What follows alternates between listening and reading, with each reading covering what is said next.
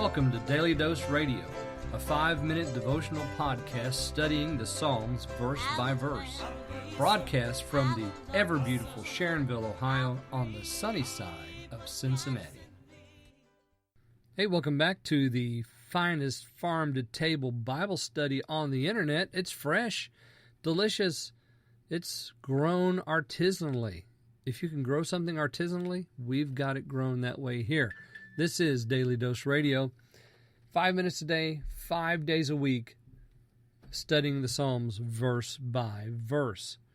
Today we're looking at verse 4 in Psalm 15, and today we have a quatrain composed of 2 couplets. So we have 4 altogether, 4 definitions, or 4 parts to our character of this redeemed man. We began in verse 1 asking the question, O Lord, who can sojourn in your tabernacle? Who can dwell in your holy mountain? And then we have verse 2, 3, 4, and the first part of 5 all gives us this definition of the redeemed man. This is the person that can dwell there. This person, and we're going to find out here in just a couple days, tomorrow, we'll find out tomorrow that this person won't be moved forever. This is why they're dwelling in the tabernacle. So today we're looking at the eyes and the heart. First of all, the eyes. With his eyes he despises the reprobate, but those that fear the Lord he honors. He swears to his hurt, but he does not change. I think I might love this verse most of all because of these 4 things. Number 1, his eyes despise the reprobate. Well, who are the reprobate? All you have to do is turn back 1 psalm to Psalm 14, or 3 or 4 psalms to Psalm 10. You've got a very good idea then of who the reprobate are. They don't fear God. They're morally corrupt. They may even say in their heart there is no God, so they're fools. These people are the ones that the redeemed man sees, and he stays away from them. He despises them because of what they believe and how they act. So he's despising the reprobate, but at the same time he's drawing close to those that fear the Lord. So those that fear the Lord, he honors them. And how do we honor them? Well, you draw near to them. You praise them for their accomplishments, you see. So the reprobate, or those that are described in Psalm 10 and Psalm 14, we're despising those. But those that fear the Lord, who are doing exactly what the redeemed man here is doing. This is the fear of the Lord here, described for us very clearly in 12 items in this 15th Psalm. So very clearly this is described. This is the one you honor.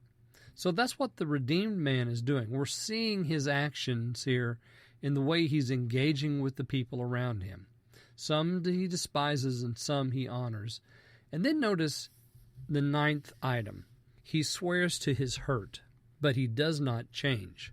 You say, what in the world's that about? Well, have you ever perhaps been asked to pledge something, and you pledge it? Say there's a charitable organization or a mission society or something, some good thing that you're asked to give money to, and you do. And let's say you give $100 to that mission society. And you really don't have $100 to give. And that $100 is a sacrificial gift because it kind of hurts to do it. But you're doing it out of the generosity of your heart. Really, the generosity and the love of giving has overwhelmed you. And so you're just giving because the joy of giving is taken over. And you're not really thinking about the accounting side of it and how bad it's going to be. But then you notice the last characteristic, but he does not change. Let's say you're asked to give to the same charitable organization. You give a gift of $100. You really don't have $100 to give, but you just want to give, and you're giving to your hurt. And then suddenly, after that happens, a bill comes in, or a responsibility that was unexpected. And now you look at the pledge that you made, and you look at the bill or the responsibility that you have, and you say, well, I can't give my pledge now because I have to meet this responsibility. The righteous man says, no, I'm not going to change anything. Just because my situation changed doesn't mean that my word needs to change. So he swears to his hurt, and he doesn't change even though it really hurts, because there's no way to do both. But he's made a pledge to the Lord, and he's going to keep it. That's the kind of man he is. Join me tomorrow. We'll look at the last two in verse 5 on Daily Dose Radio.